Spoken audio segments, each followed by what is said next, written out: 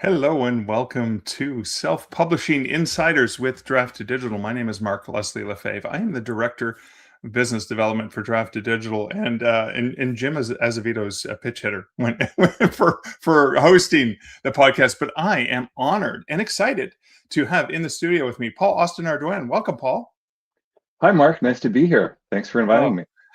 I had to be the person who interviewed you for this. I begged Jim to let me interview you for this because I am a notorious pantser, and you've got a new book out. But before we get into that, this is just a teaser for what's coming. We know because of the title of this. But um, who is Paul Austin Ardoin? Who is this person, this writer, this man of mystery? Yes, I mean, I am obviously shrouded in riddles and I'm an enigma unto myself. I am a USA Today mystery best-selling author. I've written a bunch of mystery novels. And I have not been successful enough to quit my day job, but I have been successful enough to hit the USA Today bestseller list. And my kids don't have college debt because my novels have been successful enough for me to pay for that. That's fantastic. Yeah. It's I've done pretty well, and I've learned a lot in the 8 years now since I've been publishing, and we're going to talk about the second writer's guide that I have published since I figured out I actually know a few things. Obviously, always learning. There's always more stuff that I can learn. Obviously, the author world is changing on a minute-by-minute basis, as we can see with the announcements that Amazon has made this week. But wait, new ones? Well, the $12.99 ceiling. Okay. That was. Yeah. I thought that. Okay, I was like, they did another one after the $12.99 ceiling. Okay. I did see, and now I'm not in KU, but I did see that KU dropped significantly in the last month. But maybe that's just a rumor. I did not see that directly from Amazon. It's been dropping significantly every month since it started, apparently. But anyways, that's neither here nor there. So I want to go back to something you said. So Lexi said that's a lot of author wins in my book. So obviously getting your kids through college and stuff like that, and obviously USA Today bestseller list. You're no schlump. You know your way around things. Before we get into the new book, the second book you wrote for writers, I really want to just quickly talk about that first one you wrote for writers, because I think it's a very realistic expectation as opposed to saying, hey, you too can make $1 million a year if you just do exactly what I do, because you're wanting to get authors not to 6 and 7 figures. But eventually, we'd all love to be 6 or 7 figure authors. But when you're just starting out, that's really not a realistic goal. And a lot of the books out there about marketing for independent authors, want to convince you that you're going to be wondering what the annual maintenance cost on your yacht is going to be in 6 short months. And that's just not realistic. So I published from 0 to 4 figures so that people could set themselves some realistic goals to get from not selling anything, or maybe selling $10, $20 a month, to selling over $1,000 US a month, and not spending enough, so that goes back to being $10 or $20 a month either.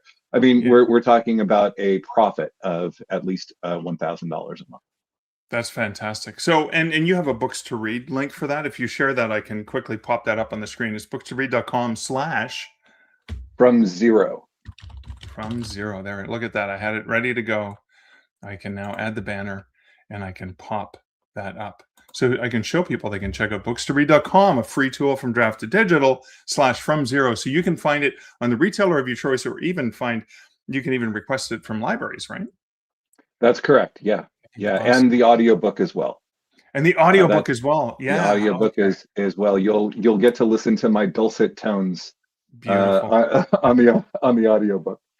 Well, speaking of your dulcet tones, I just re-listened to the audiobook. Now, I did get an early reader's copy of your latest book, and this is perfect for an author like me who, when I hear the word plotting, I run screaming in the opposite direction because it terrifies me. It's just not my style. I'm a seat of the pants kind of guy, or a pantser. You obviously have some nicer terms for people like me and you. But let's talk about your latest book, the book we're here to talk about. It's all about how pantsing your books is horrible and you should never do it, right? Absolutely not. And in fact, most of the books that I have read about outlining, whether it's trying to teach you a specific way to outline, or if it's just, hey, you might want to learn some stuff about outlining, one of the Right. things that all of the books and classes that I've read and taken have in common is they almost always say, why are you pantsing? Pantsing is a terrible way to write a book. You're never going to be successful doing this. They really treat discovery writing or pantsing or writing into the dark, or whatever your preferred term is, for not writing with an outline, as radioactive waste. And it's really, first of all, it's really off-putting. So I never want to learn what these authors or presenters have to say after they put me down so much. And I don't think they understand the way that my mind works, my discovery writing mind works. Right. Which when you don't understand how somebody does something, telling them how to do it differently, there are some problems with that.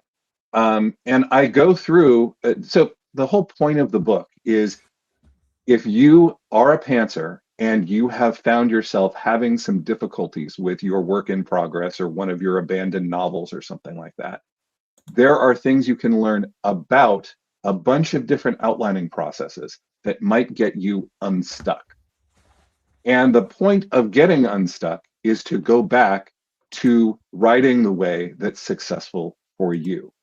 My first 4 mystery books were completely pantsed. I mean, I kind of knew who the killer was probably going to be. I kind of knew why they had killed the person that they had killed, and I kind of knew some of the clues that they were going to leave for my sleuth to get there. But most of it was, was a mystery to me as well. I know a lot of mystery writers out there who actually don't even know who the killer is when they write their book, and their mysteries have been just successful, and in some cases much more successful than mine Wow. have been. I'm actually surprised to hear that. You would think a mystery writer would have to have everything laid out and everything, but you're saying it's not just yourself, successful mystery writer, but other mystery writers potentially. Do you know some of the other writers who've claimed that they're discovery writers? Well, I think 2 of the most famous ones are Stephen King and Diana Galbadon. Is that how you pronounce her last name? Diana The Gabaldon? Outlet, Yeah, The Outland. Outlander, yeah, Okay. Outlander series. And I mean, they've done okay for themselves, I guess, right? They have, and there are a lot of elements to mystery in Stephen King's work too. But I quote him quite extensively in my outlining book, and one of my favorite quotes from him is, "How do I know a character before I put them in a situation and see how they react to that Right. situation?"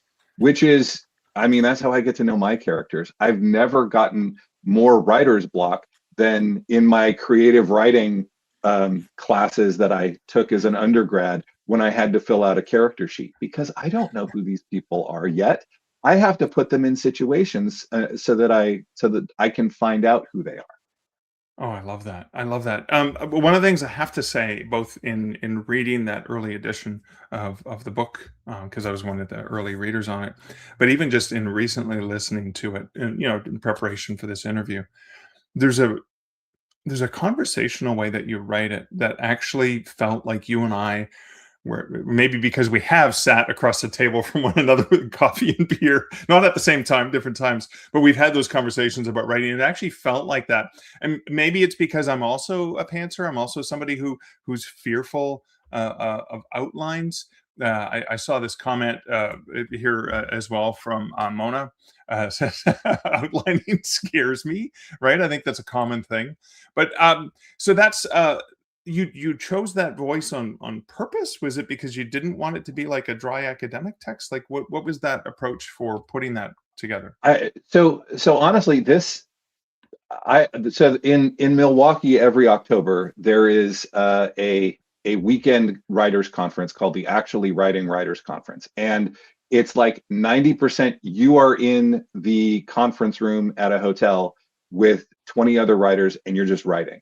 But Okay. on Saturday, they have like 3 or 4 classes that you can take, one on character studies. And one of the organizers said, hey, can you do a presentation on outlining for pantsers? And I was like, maybe. So I started to put together all the things that I had learned over the last 8 years about, there are some books I've had to put together for outlining. And so I started there, and I Right. was like, well, what made me outline my fifth book in the series? And it's because it was a locked room mystery. And I needed to, and when I say locked room mystery, it wasn't just the dead person in a locked room and how did they get in? No, everybody was in a locked room, the victim, the sleuth, all of the suspects. And my sleuth had to figure out which one of those 12 other people was the killer. Right. uh, and that meant that at the beginning of the novel I had to have everyone in there who would move the story along. I couldn't do what I normally do, which is, oh gosh, what do I need here? Oh, I need to figure out, the boss of so and so. I'll have my sleuth drive to blah blah blah and find this new character who blah blah blahs. I couldn't do that. I had to do a lot more planning at the beginning, and I'll tell you something. It horrified me when I had to do that. You say there are a couple of attendees here who were scared of outlining. This was like, I don't know if I can do this. So I Right. really worked. I really worked to find an outline that I thought could work for me. And a lot of this book is going through some of the things that I researched. Some of them didn't work for me, but could very easily work for other writers out there.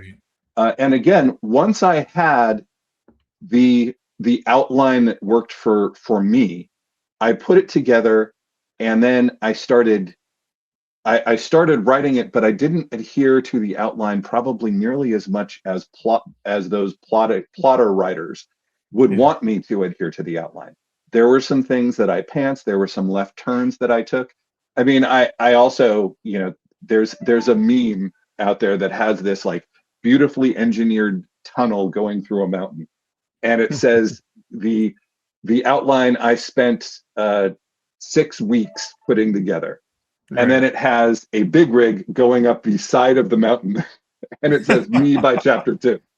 I love I that. love I love that, and that's me. Even when I do outline, I'm off the rails pretty early in the process, usually by chapter 5 or 6, and and uh, and and that's okay, because every writer is different.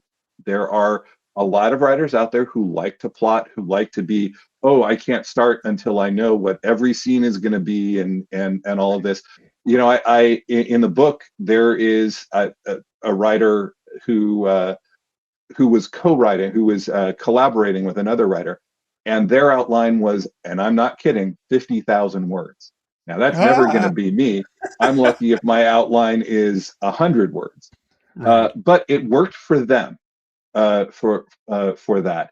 And like I said, it's never going to be me, and I'm always off my outline. But it's these sorts of things are things that get me past where I'm struggling, Right.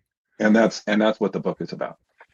And one of the other things I really appreciate about the book is you didn't write it from a point of view. Often, when I approach, how to do something that I don't know how to do, the perspective of the person who wrote the book is such an expert and so ingrained in it that they can't even imagine. You cover this in the book. They can't even imagine what it's like to be that kind of writer.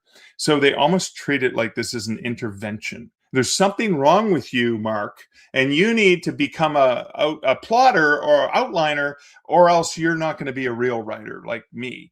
And this book takes a point of view of obviously somebody who recognizes the differences in different writers, and also doesn't treat it like okay, you have to order the full 6-course menu and that's all you get. This is a buffet where you can come in, right? Because you mentioned that you use that example in the book, which is fantastic. Like, here's a thing that could work for you, doesn't work for me, but here's what I learned.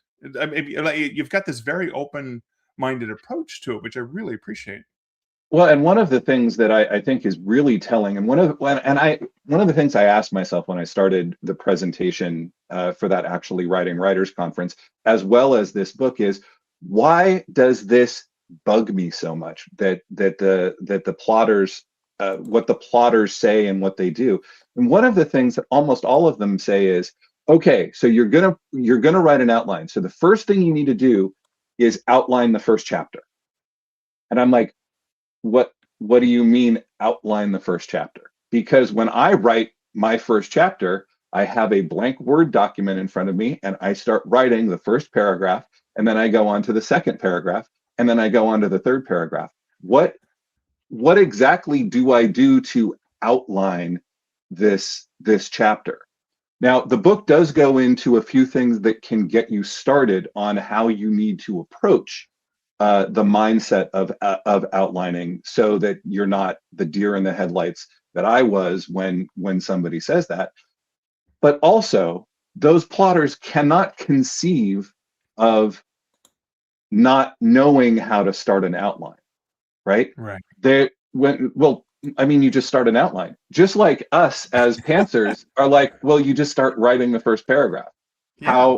How do you not write the first paragraph? Like, what is going on in your brain where you can't write "It was a dark and stormy night" and start the book? Right. It doesn't mean you have to keep "It was a dark and stormy night." You can delete that later, but just get started. Just go into it. And it'd be really interesting. I've seen a couple of books, a lot fewer books out there, that are here's how to go through the discovery writing process. And it would be really interesting to see if that is just as prescriptive and just as not understanding of the plotter's mindset as the plotter's books are not understanding the discovery writer's mindset. I really should look into that. That would be really interesting to see. Well, I want to share a very active comment section today. So, one of the things I have to share some of these because they're amusing is Angela says, "My approach: I ask the divine muses to give me words and make the appropriate sacrifices: coffee, chocolate, spilled ink, and of course." Ghost Crayon says, "How do I sign up to be a divine muse? That sounds delicious." Whoops, sorry. And I'm trying to scroll up to the other comments that have been starred. Just some comments. Guillaume says, "I always mind map my stories before writing and typing out. It helps my creativity." Was that one of the approaches you saw in I Yeah, guess, yeah? absolutely. So mind mapping is actually something that is considered to be pantser friendly. Okay. Because it's not linear. It's not, okay, first you do this and then you do this. It's like, okay, you've got this core concept here, and then what are some things you want to talk about? What are some things that are connected Right. from a thematic perspective? Maybe this works for you. Now, mind mapping doesn't work for me, and it's never worked for me. It doesn't help me in my day job. It doesn't help me. It never helped me when I was writing college essays.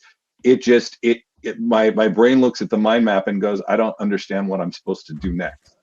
Yeah. Just the same way that, okay, just start your outline. I don't understand what I'm supposed to do next. However, I have heard a lot of pantsers say, oh yeah, I do mind maps. Mind maps are fantastic.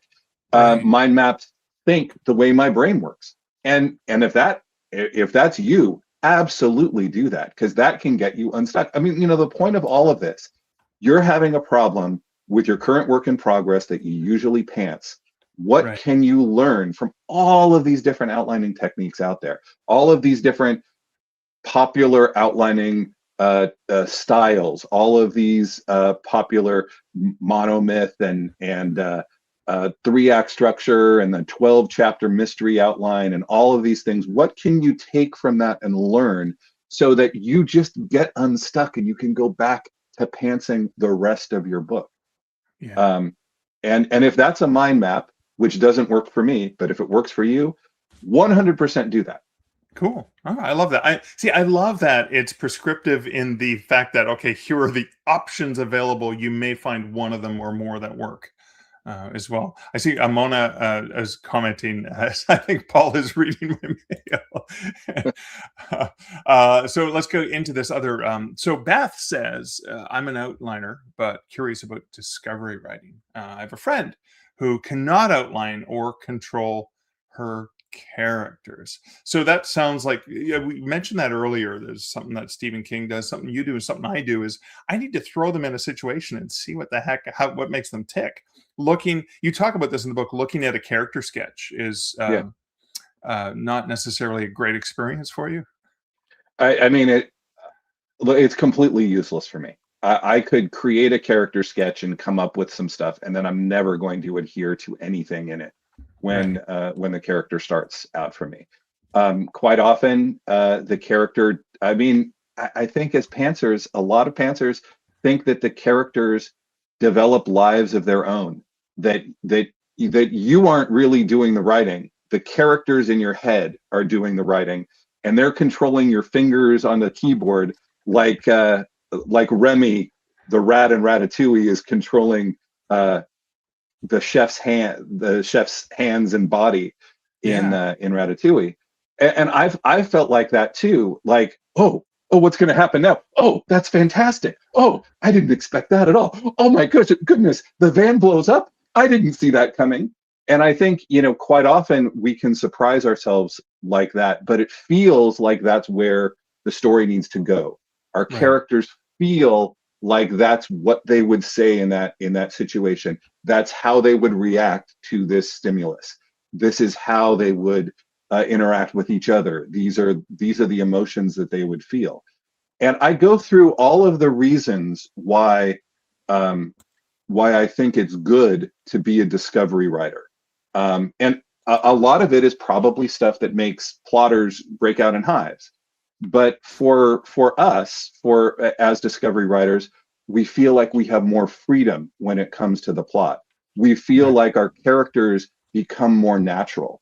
We feel like the plot points we have in there aren't ever forced because we're not shoehorning everything into an outline. Now, of course, plotters are going to feel exactly the opposite of this. That's why they plot and why we don't. Um, but when I do talk about what happens when pantsing goes too far, when you lose control of the characters, when your plot goes from, okay, this is the third book in my space opera, and suddenly it's a coming of age story that doesn't really work with the rest of my series. I talk about this a lot in the From Zero to Four Figures book too. If you don't meet your readers' expectations, and you can twist them and mess with them a lot. But if you don't meet your readers' expectations, they're not going to buy. They're not going to be happy with that book, and they're not going to buy the next book in the series. Oh, thank you. I appreciate that. It feels. I guess you've used, so you're a dedicated pantser or discovery writer, but you've used the outline. You've benefited from outlining strategies very selectively on a few different projects. Did you ever get to a point where you? I don't want to say this because it sounds like I'm judging the plotting process, but again, we're trying to understand the other perspective. But did you ever feel like some of those structures that you put in place to fix this project, did you find did you use them again on future projects, or was it only when you got stuck? So it worked on my locker room mystery, and I was like, well, maybe I should do the same thing on my next book, my sixth book in the series. And actually, Right. that is the outline that I show. The sixth book's outline is something that I have a screenshot of that outline in my in the outlining book. Right. And you will notice, for those of you who read it, it doesn't really look like any of the outlines that are in there. And it's because one of my points is, look, if none of this makes sense to you, find something that does, or tweak something that works. And I tweaked all of the stuff that I found online until I found something that worked that sounded like it would work for me, but that wasn't quite how my brain thought. So I reformatted it in the way that made sense to my brain, and that's what I used. And I went and I found this on my hard drive from 5 or 6 years ago, and I was like, oh, that didn't end up being that character's name. That didn't end up happening. That I was off the outline by chapter 5 easily. But I know one of the things that it did was it allowed me to start faster than my other books did. But after that kind of failed experiment, I have like the book that I'm writing now, I'm not using an outline at all. I put a Word document together that had a bunch of notes, and maybe this person was killed because of this, and maybe this person was killed because of this, and oh, maybe this is a secret that they're hiding. And I'm on chapter 3, and I would say probably 2/3 of those notes are no longer relevant. But it's stuff that gets me going. I have trouble with openings of my books. Right. One of the things that I have this writers group that I've been in for 8 years, and I think every single person in there would be like, oh yeah, Paul's first 3 chapters are just set them on fire, get rid of them, either completely rewrite them or just start in chapter 4 and redo that. Now, one thing I will say is that even as pantsers, if we have grown up being reading stories, especially if we're writing in the genre that we grew up with or that we really like, we have a lot of those expected story beats and those expected character archetypes, and a lot of, this is the way the plot should go, and here is where the twist should go. Those are already embedded into our heads. We may not think we're outlining when we're putting that together, but we have so much. The human mind loves to organize stuff, and it will even organize stuff in ways that don't really make sense. You've seen the scientific stuff that says there's really no such thing as a fish, because you can there's nothing where all of the fish that we call fish, scientifically they don't have all of any of the common things that we have. One of the things we call fish is actually more closely related to a camel than it is to a shark, for Right. example. So, and I think our minds work similarly. This is what a story is like. This is what I expect to get out of a story when I read it. And so this is the way I'm going to write it.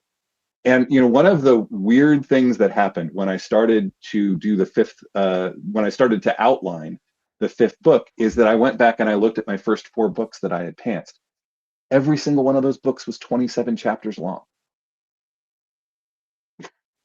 I, I obviously You planned had that. Obviously, you planned it by doing an outline of 27 distinct chapters for every one of them. and without realizing it. Now, I was reading Agatha Christie when I was in junior high. I was reading the Encyclopedia of Brown books when I was 5 and 6 years old.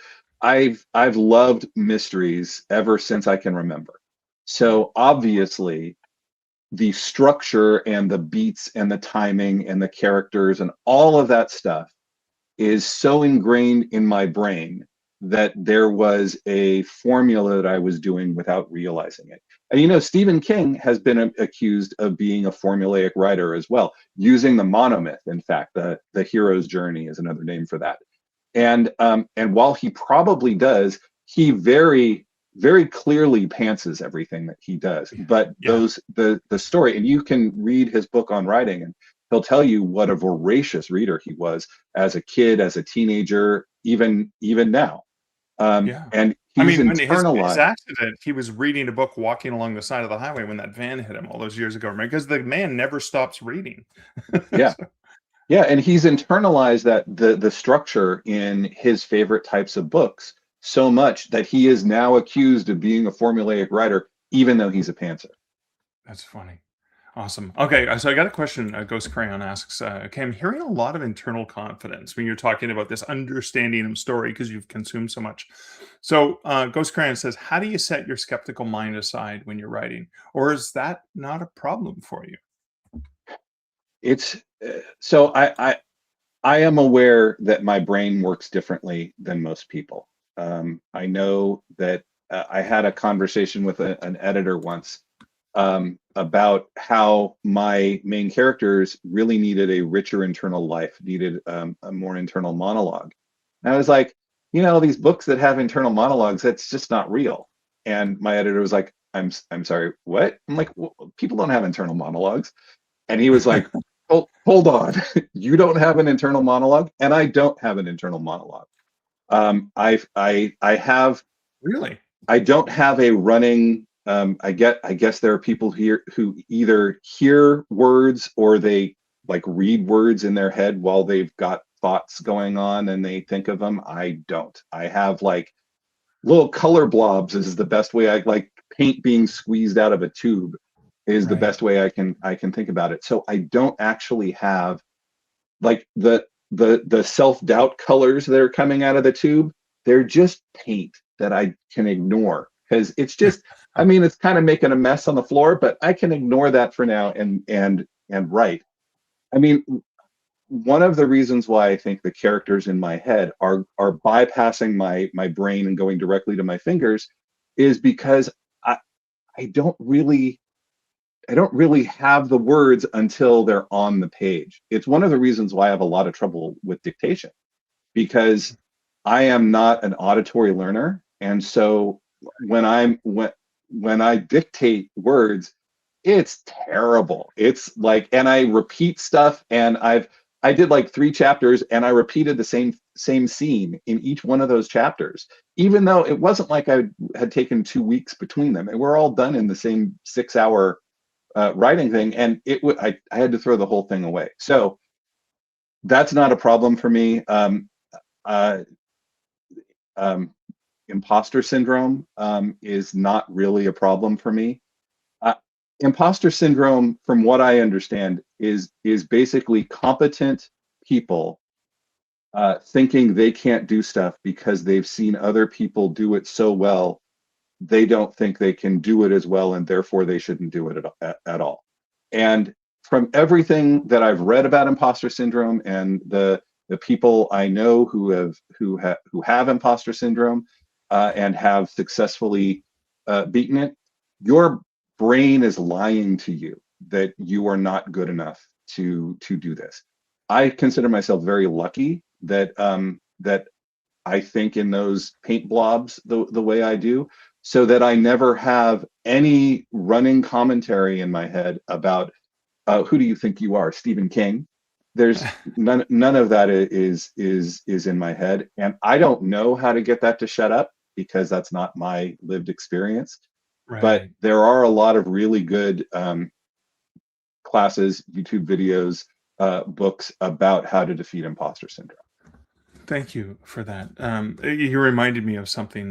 My friend Kevin Anderson dictates his novels, very good at dictating. And he is a prolific outliner because he says, before I go on a hike, he's like, he rereads what he's supposed to write that day, kind of gives himself the summary of, okay, I'm doing chapter 11, and in chapter 11 this happens, and he has all the details that he needs, and he just sets off. And when you mentioned like dictate, you have the challenge with dictating. That's one of the challenges I have. I've tried dictating, but I need to see the words on the page as they're coming out. Yeah. Then I go, oh, okay, this is going to work. I can dictate ideas and brainstorming, which I often do when I'm driving, but the actual writing itself, at least for me, is very similar to yours.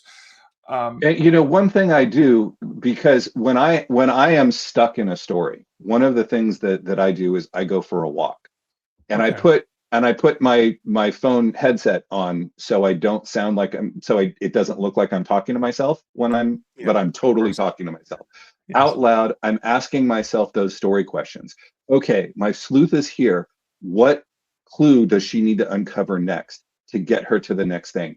What did the murderer forget about when right, when this was done? And then I'll be like, oh, that's right. I haven't talked about the bumper of the car having that dent in it for the last 4 or 5 chapters. I need to remember to go back and put that in, and then I need to make sure that the bumper is the blah blah blah and the blah blah blah. And so I will talk to myself while doing that. Another thing I will do, which looks crazy, but I don't care, is I'm my my second learning style is visual, but my main learning style, as I think most of ours are, is kinesthetic, which means that if I say something and I write it down, I will be much more likely to remember it than if I just say it. Certainly, then I say it or read it. If I transfer it from voice to writing, so I will write it in the air with my finger. Ah, I will say, oh, I have to remember that the bumper. So I will actually, while I am walking through the park, I will be writing in the air, and I'm sure I look like a crazy person. But again, no imposter syndrome here, and I don't care if I look like an idiot what's going down really the street, funny is because that works for me. I do something very similar. I type. I actually I don't actually put my fingers in the air like this, and I was like, "Ooh." I actually in my mind I see my hand going up, and I see the keyboard, and I type those words. And I know sometimes when I'm having a fever, and I'm listening to conversation, my mind is typing the conversation out because it's just a weird visual thing that I do. Okay, so a few things is there were some comments and what was it? Wait, so many comments to go. So I did hear Oh, yeah, oh, we can do this, but I did see somebody saying, is there value in going back to your outline? oh yeah, yeah. I was going to Yeah. ask that, but I So wanted to pop up this comment. yeah, let's do this one first. Preston, who does step outside when need to think about the story more. Dennis Hamill taught me years ago. He says, "Go for a walk with your characters and just pay attention to what they notice about the walk." But this was the question from Eric: Is there value in updating your outline as the story evolves beyond it? So you've written an outline, and then by chapter 5, Paul's way over there doing his thing, right? But is there value in going back and updating that outline? Um, it, it really depends on you as an author. One of the things that I do is, if I'm like, ooh, that would be a great twist, and it wasn't in my original outline, I will make a note of the twist. And I might go back into the outline and I might be like, I think this needs to come in around chapter 16. Yeah. And I might put that in. And I have 2 monitors at my writing workstation. And so I will often have my half-assed outline on one screen and my main work on my main screen. And then I'll be like, oh, I'm kind of going off the rails here. Is this something where I want to go off the rails and maybe stop putting the outline together or stop following the outline? And usually the answer is yes on that. Right. But I'll see, okay, what's important from this outline that I can keep, and then I'll delete all the other stuff so it doesn't distract me. There are times, so particularly, so I talked about the locked room mystery that needed a lot of structure.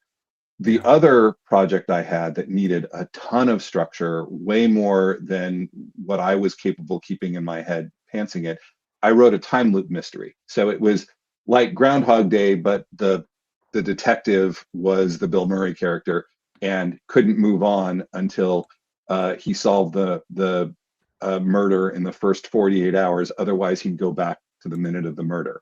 Now, when you have a time loop like that, okay, what has your sleuth learned in the first 48 hours? What have they told other people that all of the other people now forget when the day restarts? And where are the clues and all of this stuff? So I had to do probably the most painful, most complete outline I've ever had to do in that situation. I was able, because I had some experience outlining, knew where I could pants certain chapters. And there were some things that I'm like, oh, this is going to be really good. And that means I have to go back and fix this and fix that and fix the other thing, which is fine. That's my process. Right. I know plotters are allergic to that. They're like, well, if I had just plotted it correctly from the beginning, I wouldn't have to make all these changes when I go back. But Right. I don't care. That's my process. probably your process. If you have to go back and change stuff, I mean, it doesn't, whoever reads your book and loves it isn't going to be like, I bet they had to insert a whole bunch of stuff in the earlier chapters to make this work, and I don't like it now. They're not going to do that. So, I love that. I guess this comment or question from Layla that came up way earlier in the conversation was, how much do you restructure in the editing once you've gone through that pass? Is that similar to what you just mentioned? Is it a trust the process thing? so for me, I'm a very linear writer. So my draft starts at chapter 1 and ends at chapter 27. And I have in all 20 plus books that I have written exactly one chapter out of sequence. Oh Um, wow, really? Well, yeah, we have to know which one it was. Where? What book? it was chapter 25 of book 4 in my Fenway Stevenson series. Wow. I uh, I had I'm like, oh, the last confrontation has to look like this, and the characters need to be here. And I was on like Right. chapter 20 at the time, and I thought, well, if I don't write this now, I think I'm going to lose it. So I wrote it. I wound up editing it quite a bit, but when I edit, so one of the things I talk about in the book is treating your outline like you would your first draft. When you're done with your outline, if you do like a dev edit style critique of your outline, then you can find stuff that doesn't work in it before you start following it. Now, Right. you may not want to do this if you're like, I'm going to ignore it by chapter 3 anyway. But if you feel like, well, I might be following this maybe halfway through the book, maybe three quarters, maybe all the way through the book, if you edit that and look at it critically the way that you would look at your first draft when you do your first self edit, when you're like, is this hanging together okay? Is there anything in the plot that doesn't make sense? Are there any temporal anomalies that I'm not seeing? uh, do the characters, are there any ones that disappear halfway through the book? Are there plot holes that I'm just glossing over because I don't like outlining, and so I don't want to spend any more time on this. Yeah. Really, really look at that and do the hard work of editing that outline. Now, the question was less about outline and more about my first draft. Because I am such a linear editor, I usually don't have to do a whole lot of restructuring of the book. And in fact, the last book I finished, I I had gotten a critique of it that was much harsher um, than I had thought it would be. So I actually had to go back and I had to change a couple of the character relationships, and I also added the sleuth's parents as characters who appear in chapter 1 and don't leave until chapter 27. So but I wouldn't say I restructured it. Um, Right. I added I added some scenes with the parents, and I removed some other scenes that were bogging things down. Um, One of the things that I do as a writer is, unfortunately, my sleuths do a lot of internet searching for stuff. I don't know why I do it. It's really boring watching somebody, key stuff in. And so I'll often have to go back in and say, okay, instead of getting this information through an internet search, where can she go to get this information where she actually has to interact with people and do some physical stuff so that it's Right. much more interesting to read? That's usually the level of my edits. Not, oh hey, I need to put in a completely different side quest for this, and I have to take this major plot point out. Oh man, awesome. Thank you. Such a fantastic conversation. Paul, can you let people know where they can find your new book on outlining? Absolutely. So the ebook and the audiobook are available on and the paperback are available at books2read.com/outlining. I'm kind of stoked that I was able to get that short name for Wow. that. Um, I know. That is fantastic. And then you can also buy the ebook and the audiobook on my website, paulaustinardoin.com. As well. And again, you can check out Paul's book on outlining, his book From Zero to Four Figures. You can check out his amazing mysteries as well. Paul, thank you so much for hanging out with me here today. I've had a blast, Mark. This has been great. It's been great, and a huge thank you to the folks who are commenting live. Such great comments, such great interaction, and some great questions, which is of course a reminder to like, share, comment, and subscribe so you don't miss out on these amazing conversations we have with folks like Paul on this amazing topic that obviously a lot of people had some feelings about as well. Be sure to bookmark d2dlive.com. And if you have not, you can sign up for a Draft Digital account at draftdigital.com so you can make your books available. You can also use, no matter how you publish, you can use books2read.com for your traditionally published books published in any way, just like Paul did. So you can check out his awesome books, such as the book for outlining and, of course, From Zero to Four Figures. Thanks again, everyone, and have a fantastic day. Ebooks are great, but there's nothing quite like holding your own print book in your hand. It's a beautiful celebration of your writing accomplishment. That's why we've created D2D Print, a convenient and easy print-on-demand service built to make it easy for you. We've got more than 20 beautiful templates to give your book a pro look, and we can even convert your book cover into a machine-perfect full wraparound cover for print. Yet another convenient option for you and your books. And you can get started right now at draftdigital.com.